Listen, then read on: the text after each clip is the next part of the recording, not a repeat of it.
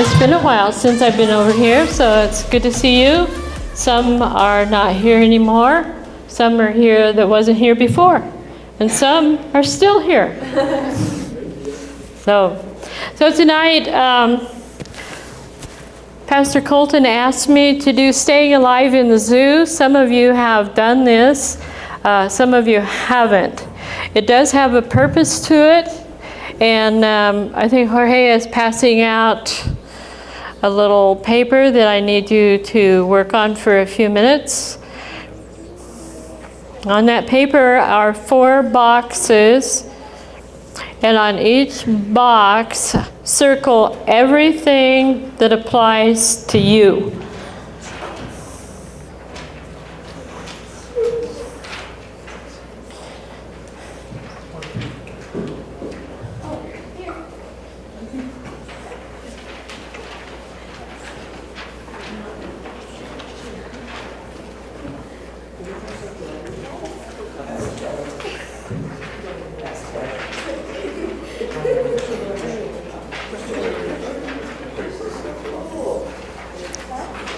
So what we want to see here is not what I am or who I am or my personality, but also to see what God might want to be changing in your personality and the way that you respond to people and the way people respond to you.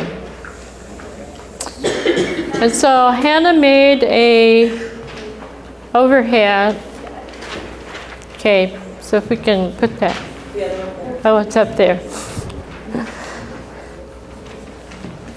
Okay, so what you're going to do is circle everything that applies to you. And then as you can see, at the bottom of each box, you times that by 2.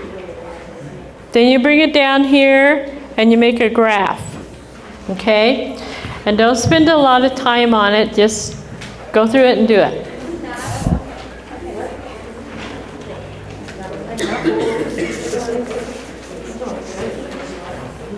So don't help each other. Do your own work.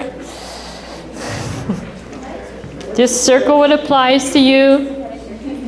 Count it. Times it by 2. Then make a graph at the bottom.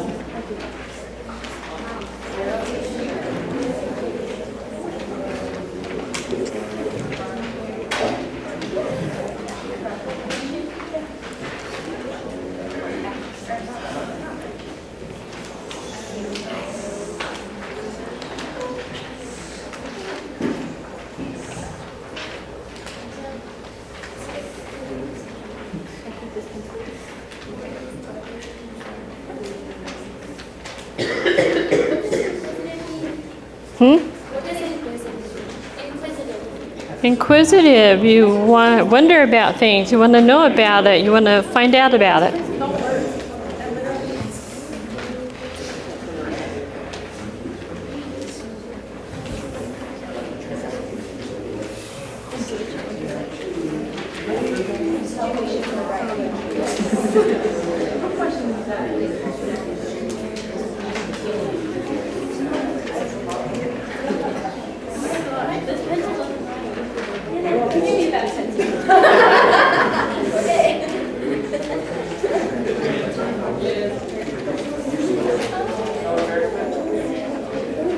How many of you are done? I circled.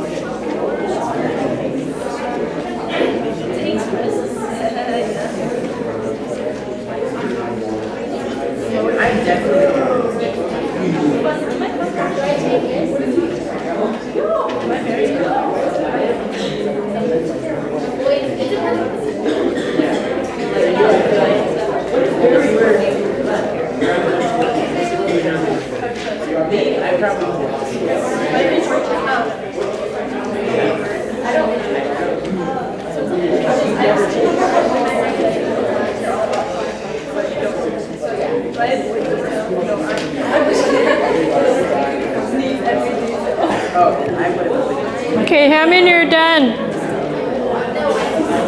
We're not fast. What a group, right? Visionary. Don't spend a lot of time on it. Just circle what you think applies to you.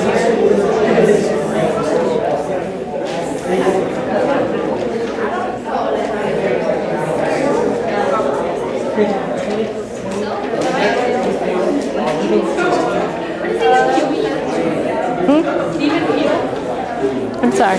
Even keel. Even keel.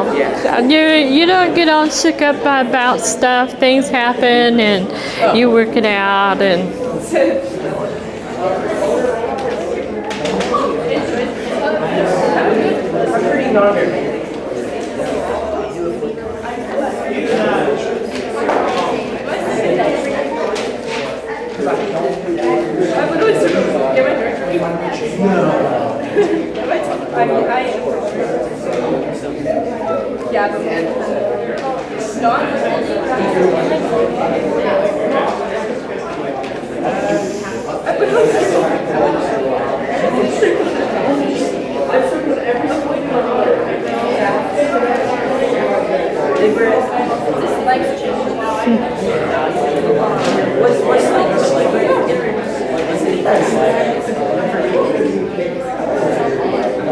okay, so go ahead and keep on working, and I'm going to go ahead and start.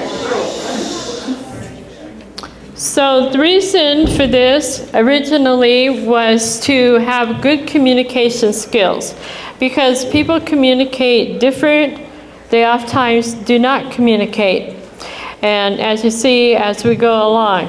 So we're going to start with the lion. How many of you scored high on the lion? Okay, so lions are born leaders. They're self-motivated, and they resist being controlled by others. Life is a series of problems that they need to solve, whether anybody wants them to solve it or not. They're going to do it anyway. They like to accomplish things with immediate results. Lions do not like long projects. They like short projects they can get done, another project they can get done, another project they can get done. Okay? And so they need to know that relaxation is not a crime.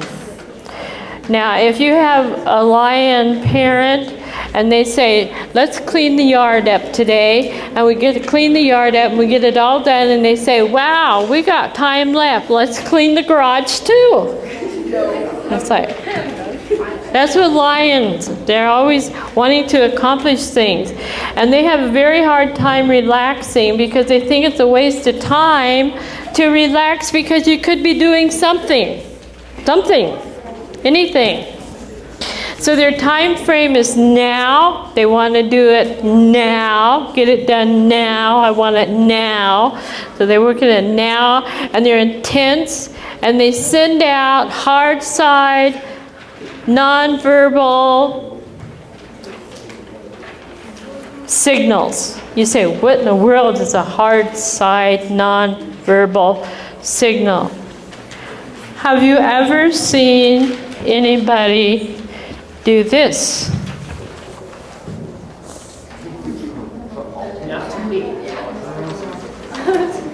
Now, I don't have to say anything, do I? It's like, oh.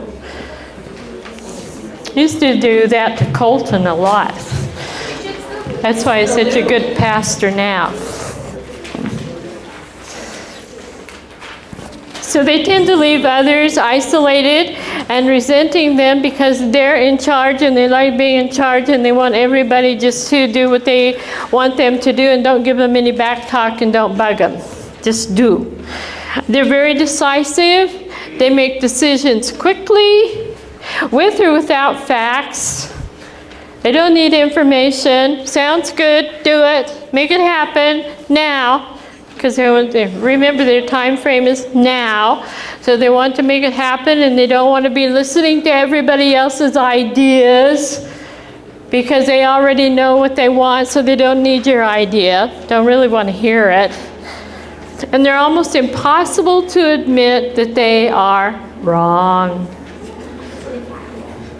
They don't like to admit that. So they like Reader's Digest linked communication. So we all know that Reader's Digest has the amazing ability to take a long story and make it very short.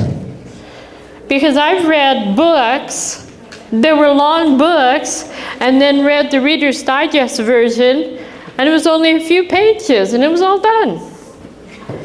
And so lions like to have that kind of communication. They don't want to hear a whole bunch of stuff. Now, I just want to tell you this, and they absolutely hate to hear, and I told you all of that so I could tell you this.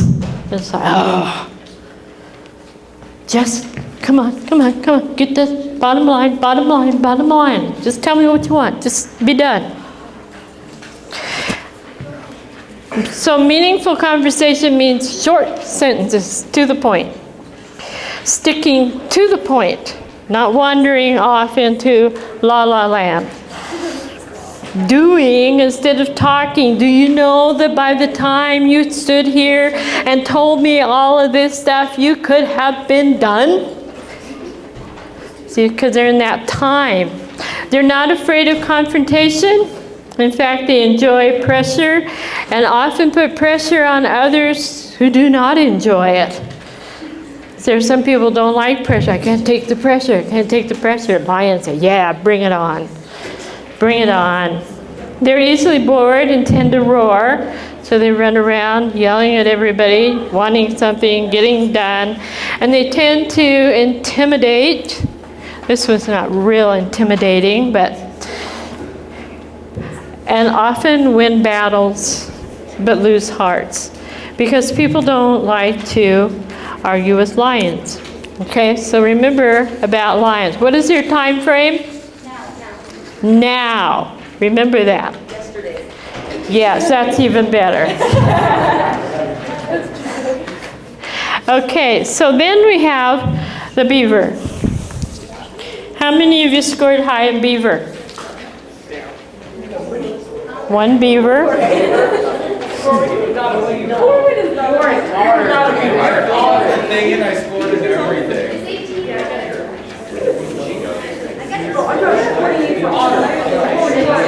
Okay, so beavers, here's my friend Beaver, they keep a close watch on their emotions. Okay, they're not real emotional like some of the other animals, like, for example, otters. They can get emotional really quick. They get excited really easy.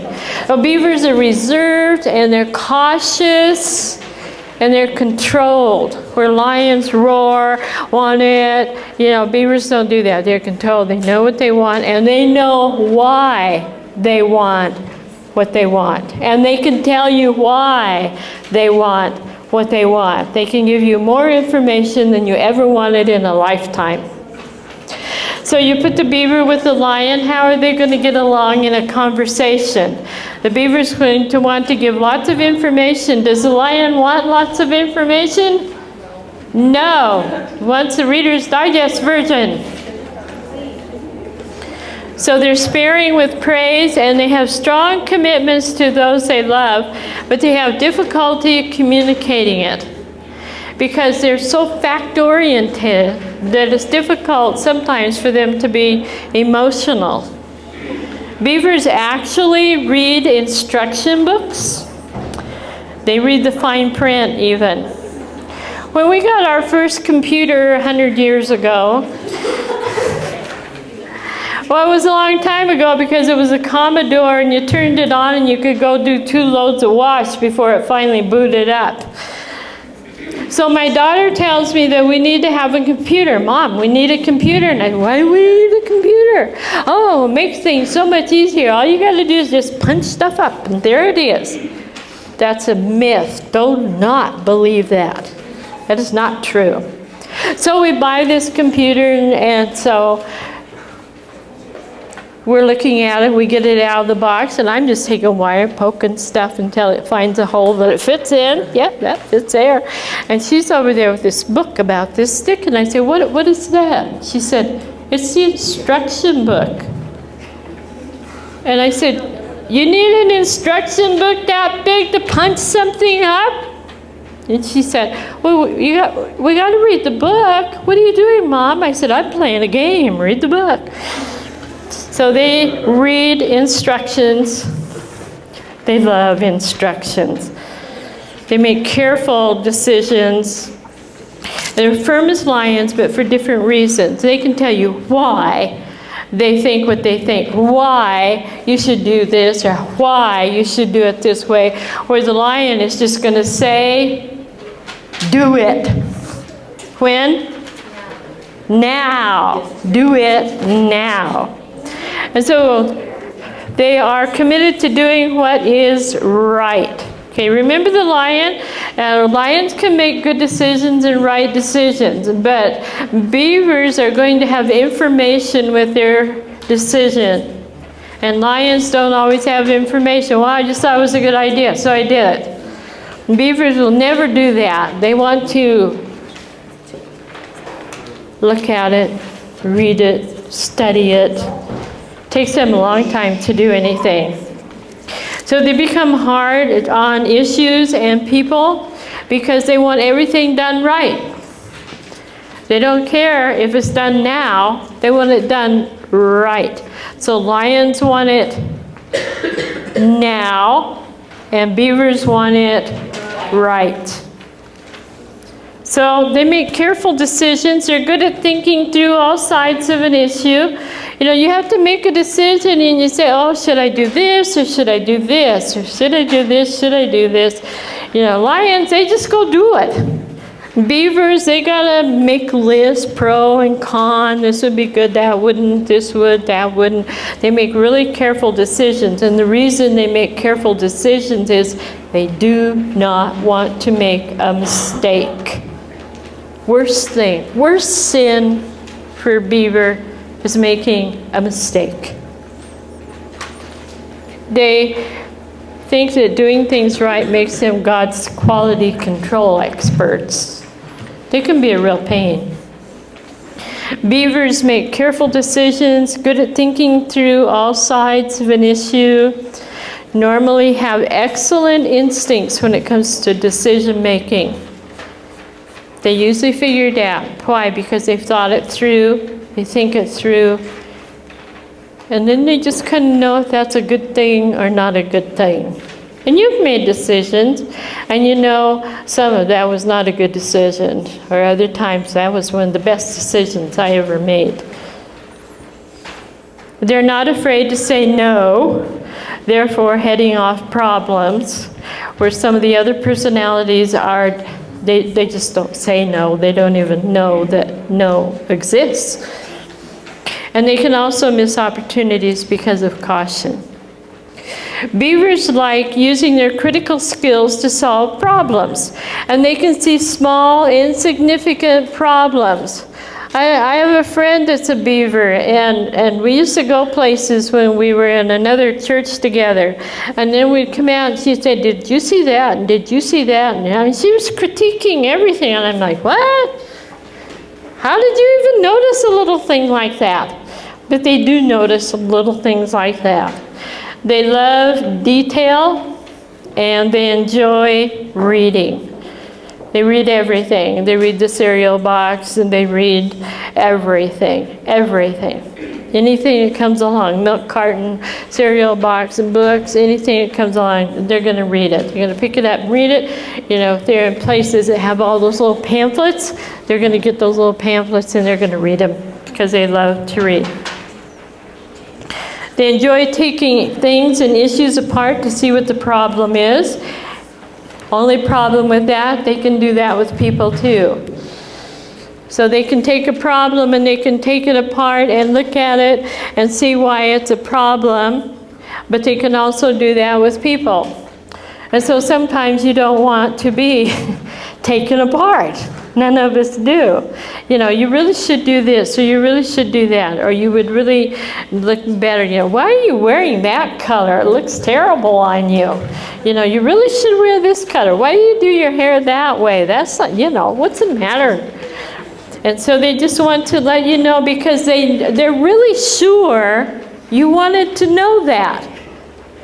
Whether you wanted to know that or not, they're going to tell you anyway. Anyway.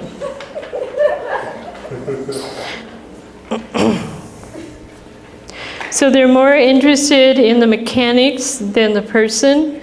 It's hard for them to be personable with people because they're busy critiquing. Critiquing is just criticism. And criticism is, none of us like it, do we?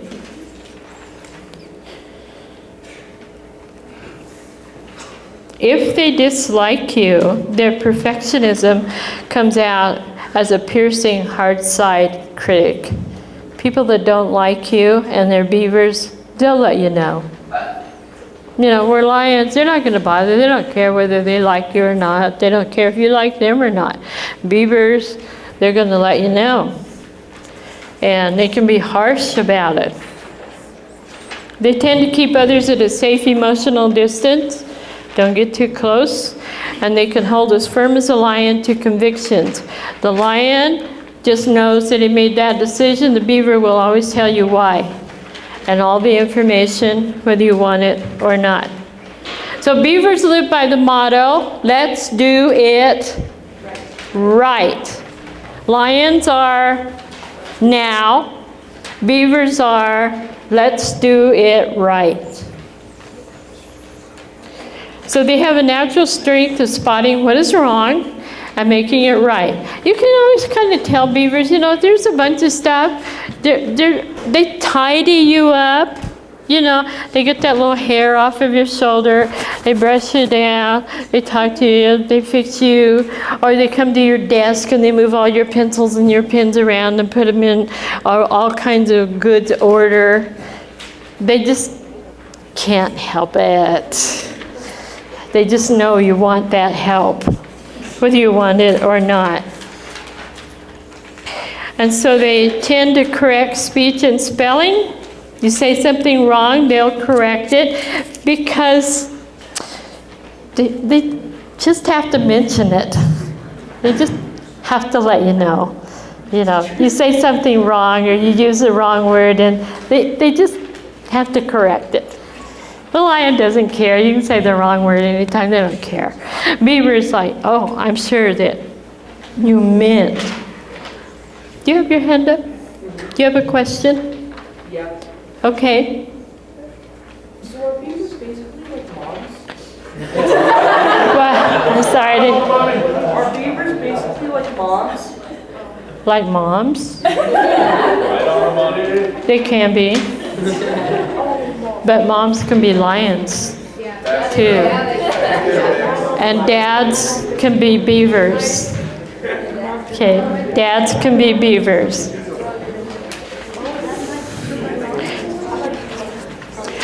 Okay, so beavers tend to turn anger inward.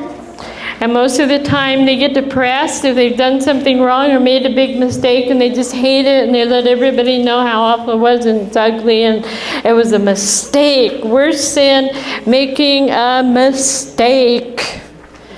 We had an accountant when my husband had our business and he was a contractor and one day after we took our taxes in, the CPA called and said, Mrs. Whittingham, I have bad news. You never want to hear your accountant call you and say, I have bad news. That's kind of like the doctor saying, I have bad news. Like, oh, what? And he said, I made a mistake on your taxes. Now, he was a big-time beaver, so that mistake was just horrible. And I said, well, what are you going to do about it? And he said, well, I'll file all the papers and I won't charge you, but you're going to have to pay more taxes than you thought you were going to pay. And I said, okay. And then there was a real long silence. And I said, okay, anything else? Now, he's a beaver. So he says, I would feel much better if you get really mad at me. I'd feel much better. See, because they need to be punished for making that mistake. And I said, well, I'm just sorry. But, you know, when you do the taxes of a pastor, that's not going to happen. So you just got to live with it. So we took care of that. Worst mistake. They do their work in non-critical atmosphere. When you're leaning over them, they don't like it. Move back, leave me alone, give me room. Or they like to be in a room by themselves when they do their work. They're not a gang people that want a whole bunch of people around them. They don't want any people around them. Because they tend to slow down under pressure. So you put a lot of pressure on a beaver, then they get slower and slower. Why? They don't want to make a mistake. Why? Because let's do it right.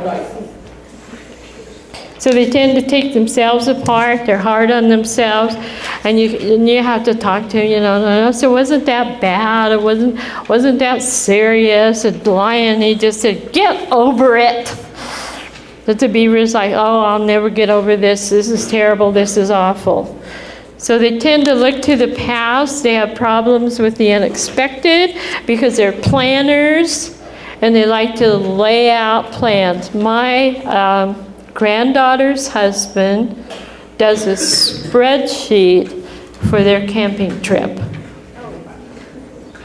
That is a beaver. What everybody's going to do, when they're going to do it, who's going to bring what, where they're going to be, what time they're going to leave, what time they're going. I mean, he's got this big spreadsheet to go camping. Lions don't even know what spreadsheets are. So their primary frame is past. They want a good track record and knowing how things have been done before. So they look to the past to explain the problems of today. So their key words: could have, would have, should have. I wish I would have. I should have. That wouldn't happen. So that is called hard side. Beavers and lions are hard side.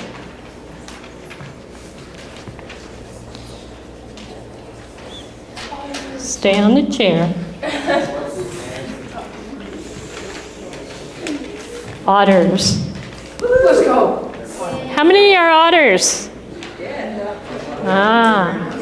Or you better raise your hand. How many were beavers? Corbin? You're not a beaver. Put down your hand. Put down your hand right now. You are not a beaver. You are not a beaver. See, it would take a beaver to tell a beaver they're not a beaver.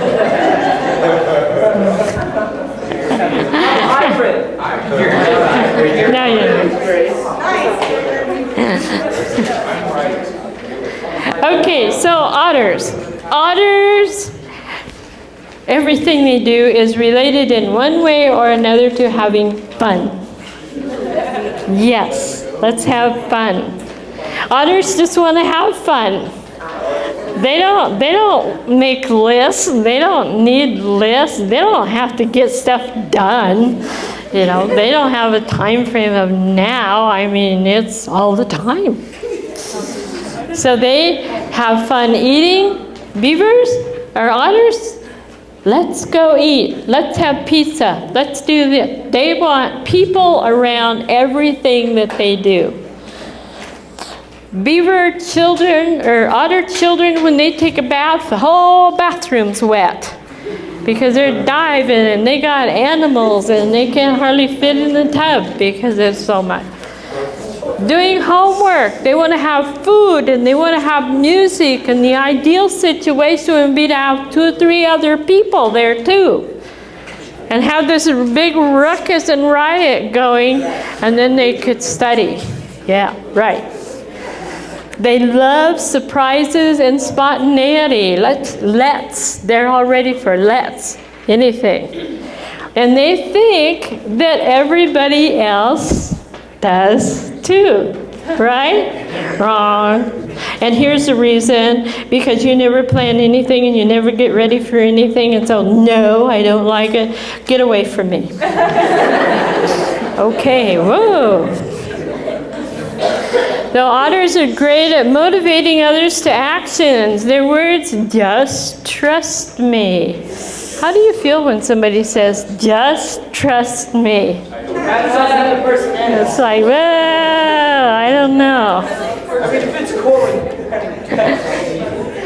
And they don't ask questions as though you think they thought it through. You know, you want to go where do you want to have pizza? I don't care. Where you want to go have pizza? Where are you going to have pizza? When are you going to have pizza? How much is it going to cost to have pizza? How many people are going to pizza? Get away from me.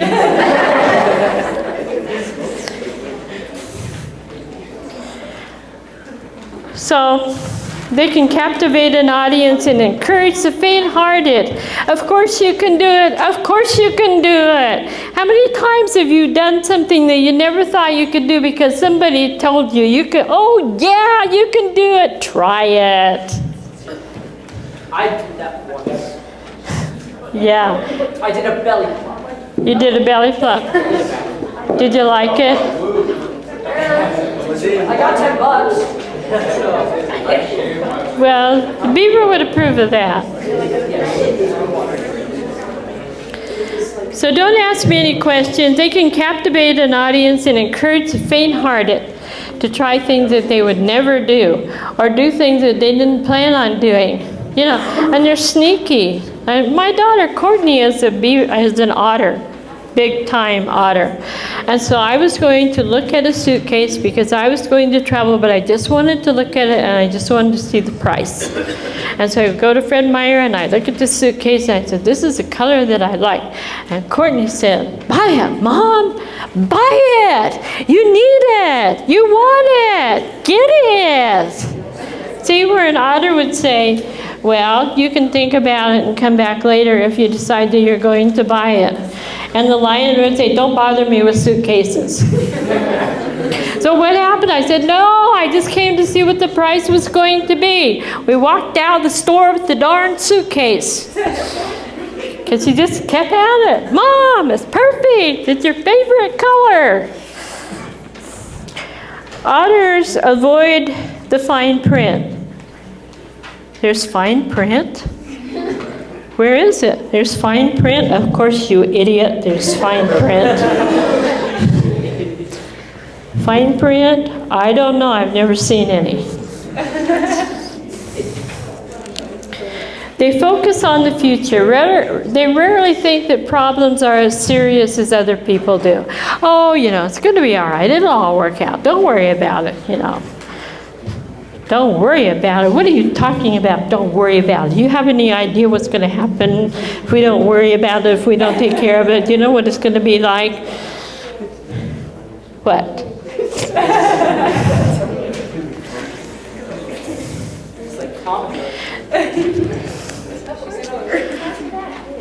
They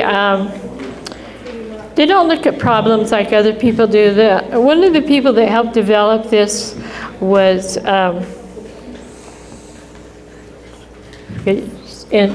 Gary Smalley, and get the other guy's name. Anyway, he was a big-time otter. Everything is fun. And he married a beaver. And she said, because we're Christians, I want you to take care of the finances as head of the house.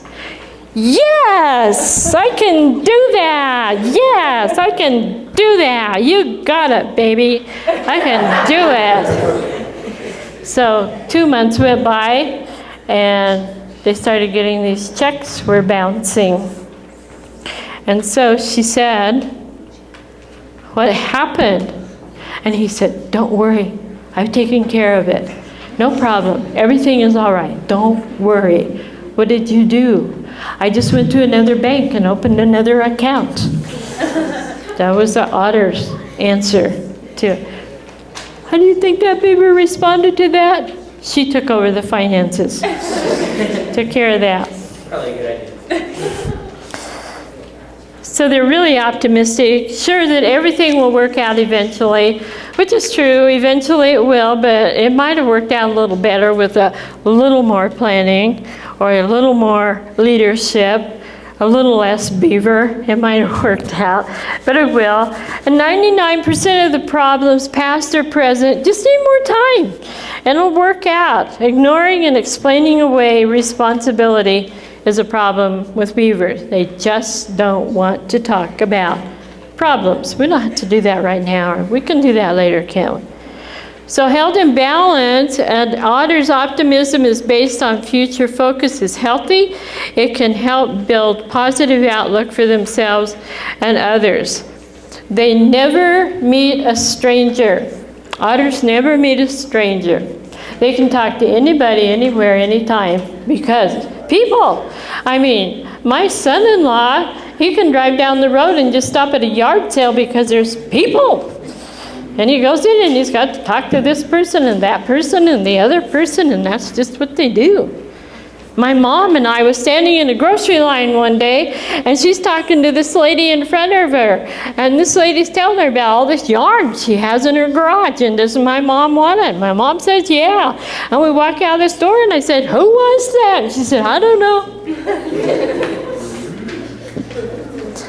That's what they do. So otters avoid confrontation at all costs. Okay, so who likes confrontation? Who kind of gets a kick out of being in a big debate or an argument is going to be the lion, because they're going to roar the loudest. Beavers don't care for confrontation, but if they do have it, they can tell you all the reasons why they are thinking what they're thinking. Otters, they just say, well, we'll talk about it tomorrow. But tomorrow never comes. So they tend to think that they're sparing other people by not talking about problems. They have a tendency to procrastinate, and having hard discussions are not any fun. So how much time do you think he wants to spend with this guy? None. Hard conversations. This is bad enough. Too much information. What are you talking about? How do you come up with all that stuff anyway? Otters are tremendous networkers. They have the ability of bringing people together. You get an otter and you get a couple other people, and they're all going to be together pretty quick, because otters have a tendency to pull people together. It's just what they do. They never meet a stranger, rarely ever remember a name, but everybody's their friend. That's my friend, that's my friend. Well, what's your friend's name? I don't know, but that's my friend. A beaver will know what their friend's name is, and when their birth date was, and who they are, and how long they are. And I really don't care if I have that many friends or not. So otters are susceptible to peer pressure. They want to be liked by everyone. Everyone. Okay, so then we have the golden retriever. How many are golden retrievers? All right.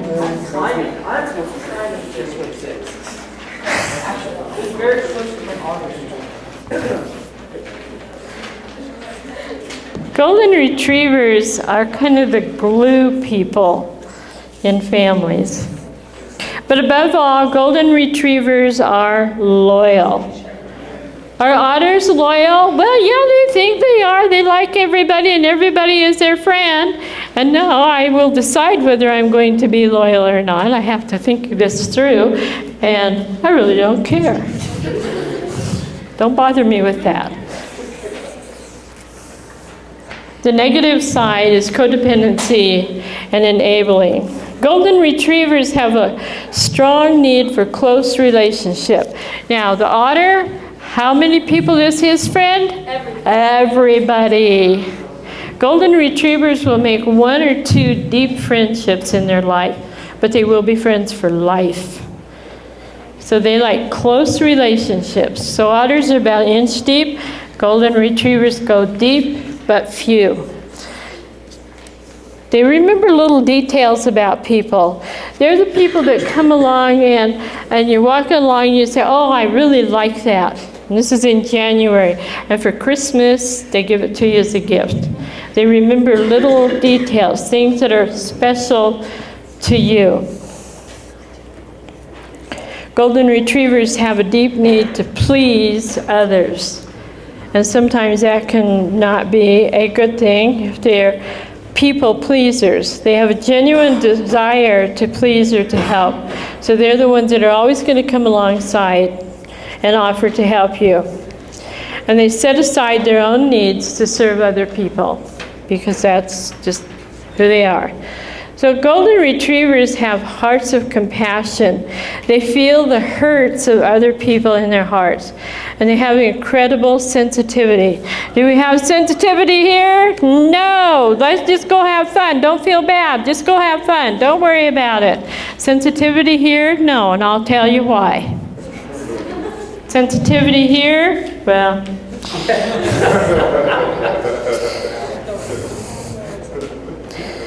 They have hearts full of compassion. They'll give you the shirt off of their back, and they need to be respected for their deep capacity for caring. Sometimes we get a little irritated with golden retrievers because they will always go back for more, for more, for more. Golden retrievers define the word adaptable. This quality becomes a weakness too, but it can bring harmony to the family zoo. Golden retrievers often react to sudden changes. Okay, so Lion says, I've made a decision. We're going to move to Pennsylvania. Yay! We're going to Pennsylvania! Yes! When are we leaving? How are you going to go to Pennsylvania? Where are you going to live when you get to Pennsylvania? How much money is it going to take to get there? What kind of a job are you going to have when you get there? Why are we going to Pennsylvania? Nobody told me we were going to Pennsylvania. Because oftentimes golden retrievers get left out of decision making. So why does a golden retriever have a problem? Because they're people-oriented. And if you ask them, why do you not want to go to Pennsylvania? Well, there's the Bible study that I'm in. There's that lady down the street that I've been helping because, you see, they're tied down by people because they have caring for people, real caring. But don't think they're wimps. They can stand up for somebody else. They won't stand up for themselves, but they will stand up for other people. So they're soft side. They have courage. They will put their lives on the line to back up their convictions. So let's tie this together.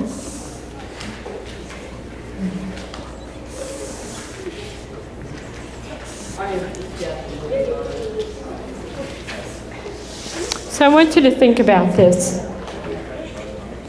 Jesus had the strength of a lion. He was decisive and he was a leader.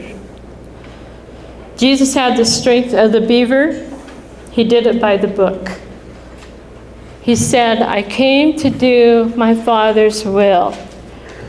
I came to serve. I did not come to be served. I'm only here to do what the Father sent me to do, not anything of my own, but my Father. Jesus had the strength of the otter. He loved celebration and crowds. And when I first did this, I tried to think of Jesus being an otter, because they're just kind of wacky sometimes. And then I got to thinking about the feeding of the 5,000. And why did Jesus feed the 5,000? Well, they were hungry. They were hungry. I wouldn't have fed the 5,000. I would have sent them home. Yay! Lunch! Yay! All right. He couldn't. I think that Jesus sat all those people down and fed all of those people, because he had been teaching and teaching and teaching. But there's another part of Jesus that he always had a need to be with people, in people.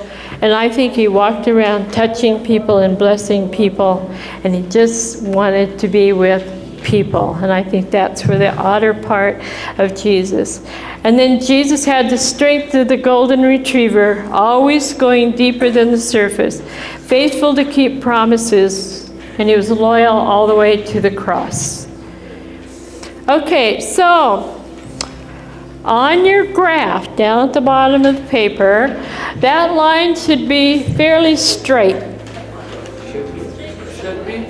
Yes, should be fairly straight. Okay, if it dips or dives, then that means you don't just claim that, well, I'm a golden retriever, so that's the way that I am. What it tells you is, I need to change something in my life. I need to bring it into balance. Because if Jesus took this test, it would be straight across.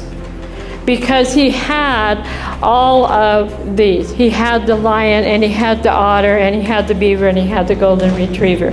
So if you say, well, I'm a lion, then that means you need to develop some more otter and golden retriever. If you say I'm a beaver, then that means, again, otter and golden retriever.